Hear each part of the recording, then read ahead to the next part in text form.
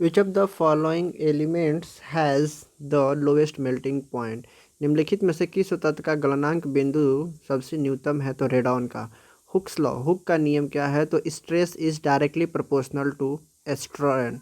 ये Hooke's law बतलाता है। Cryogenic are used in, cryogenic engine का यूज किस में किया जाता है? तो स्पेस की प्रोग्राम में किया जाता है, सर्जिकल वर्क में किया जाता है एंड रिमोट सेंसिंग में किया जाता है क्रायोजेनिक का। वास्प सिटिंग कंटेन, तत्याडंक डैश में होता है, में डैश होता है, क्या होता है? तो अल्कलाइन लिक्विड क्षारीय तरल होता है। The father of ecology is, पारिस्थितिकी के जनक किसे कहा जाता है? तो अर्नस्ट हैकल को बोला जाता है। Which light waves pass from air to glass, the variable affected are, जब प्रकाश तरंगों को हवा से कांच तक पहुंचता है तो डैश प्रभावित होता है? तो वेवलेंथ, वेलोसिटी ऑफ रिफ्रैक्ट और रिफ्लेक्टिव इंडेक्स प्रभावित होता है। आरडीएक्स की आविष्कार किसके द्वारा किया गया था? तो हेनिंग के द्वारा किया गया था। RDX, the abbreviation of the word is Research Development Explosive, is also called Cylonite.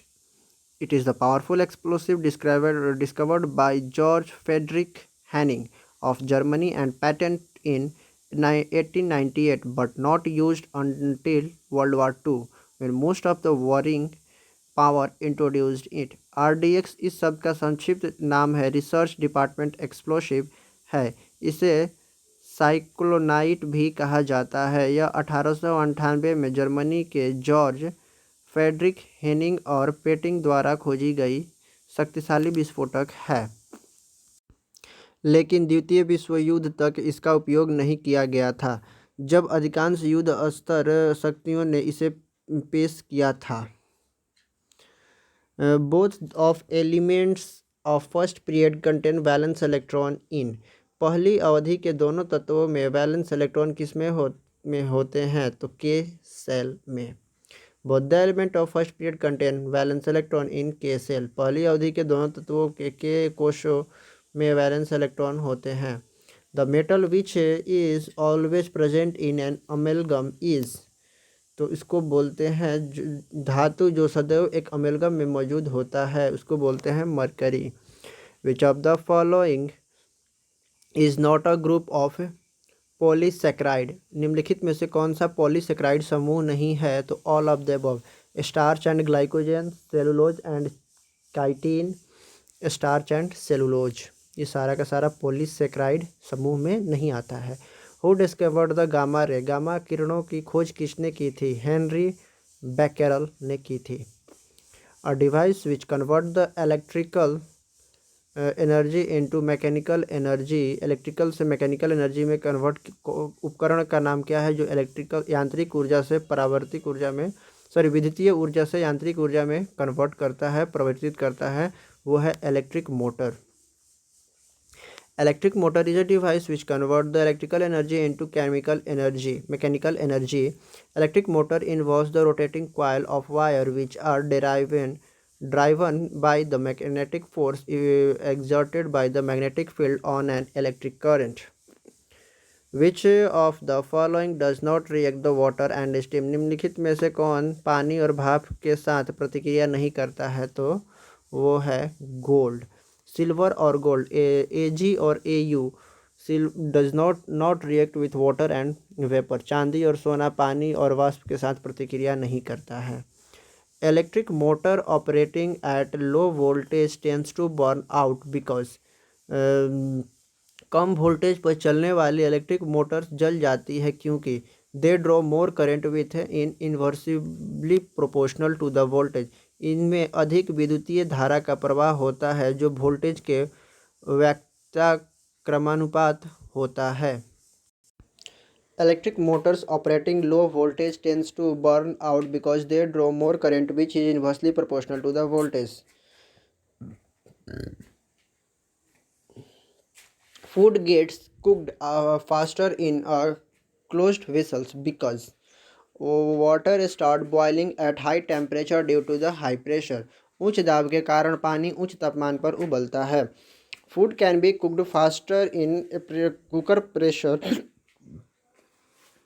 since the boiling point of water increases with pressure.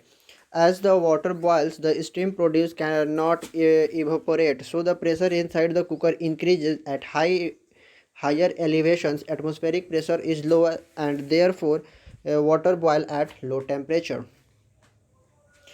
On adding common salt to water, the boiling point and freezing point of water will. पानी में आम नमक मिलाने पर क्वथनांक और हिमांकन में क्या होगा? Increase and decrease respectively. If salt is added to water, then the boiling point of water will increases. This happens as the boiling point is the temperature at which the vapor pressure of the solvent become equal to the external atmospheric pressure.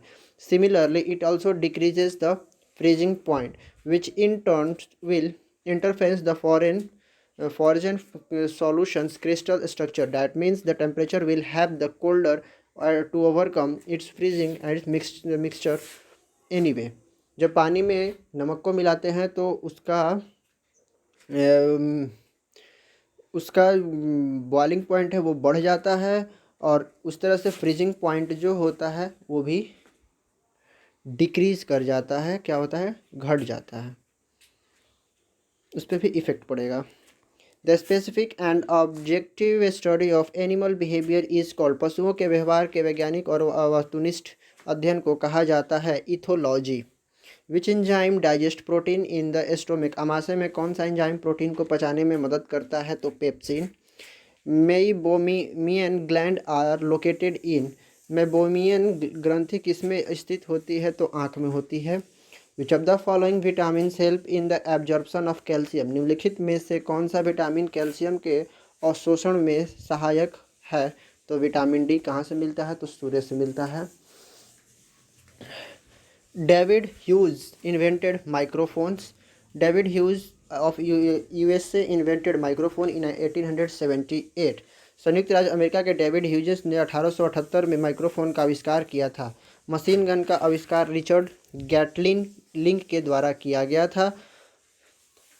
Microscope की बात करें तो microscope का आविष्कार जे Janssen के द्वारा किया गया था, जो कि नीदरलैंड के निवासी से 1590 में.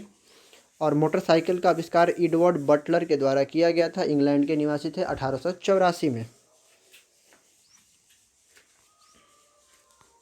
Which of the following has the longest. निम्नलिखित में से किस में न्यूनतम आवृत्ति होती है? तो visible light. Dash through a plane surface is product of the magnetic flux density normal to the surface and the area of the surface are magnetic flux. एक समतल सतह के माध्यम से सतह के लिए सामान्य चुंबकीय प्रवाह घनत्व और सतह के क्षेत्र का गुणज है magnetic flux. Earth surface emits heat in the form of. पृथ्वी की सतह अंतरिक्ष में डैश के रूप में ऊष्मा उत्सर्जित करती है, तो इंफ्रारेड रेडिएशन, अवरक्त विकिरण. When the ice float on water, its dash parts remain outside the water. जब बर्फ़ पानी के ऊपर तैरती है तब इसका डैश हिस्सा पानी के बाहर रहता है, 0.1. The most pure form of carbon among the option is. निम्नलिखित में से विकल्पों में कार्बन का सबसे शुद्ध रूप क्या है? तो anthracite. Why does ice covered in sawdust not melt quickly? बुरादे से ढके हुए बर्फ़ जल्दी से क्यों नहीं पिघलते हैं? Sawdust is a bad conductor of heat. बुरादा उष्मा का कुचालक है. When net torque is zero will dash will be constant. तो जब नेट टॉर्क जीरो होगा तो एंगुलर मोमेंटम कांस्टेंट होगा. Pitch of sound depends on. Sound का पिच जो होता है, ध्वनि का पिच किस पे निर्भर करता है? तो फ्रीक्वेंसी पे निर्भर करता है. Pitch of the sounds depend on frequency. एक ध्वनि का पिच आवृत्ति पर निर्भर करता है. Which among the following is false about work. कार्य के बारे में निम्नलिखित में से कौन सी बात असत्य है? तो इसका यूनिट जूल होता है. नहीं, तो वर्क का यूनिट तो जूल होता है. तो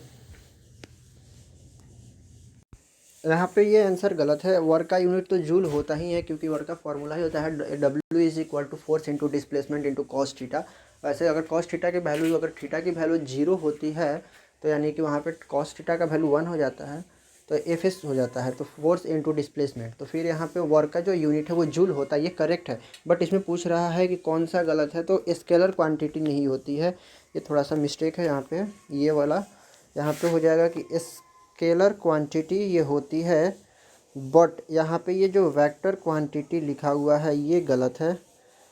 यहाँ पे ये आंसर होगा, सी आंसर होगा, क्योंकि ये एक वेक्टर क्वांटिटी नहीं, वर्क स्केलर क्वांटिटी होता है, वेक्टर क्वांटिटी नहीं होता है। तो ये यहाँ पे सी आंसर इसका करेक्ट है। As we go from left to right across the period, electron affinity क्या होगा, बढ़ता है, इंक्रीज करेगा। जैसे ही हम एक अवधि के दौरान दाएं से बाएं की ओर जाते हैं तो इलेक्ट्रॉन आकर्षण बढ़ता है। धन्यवाद।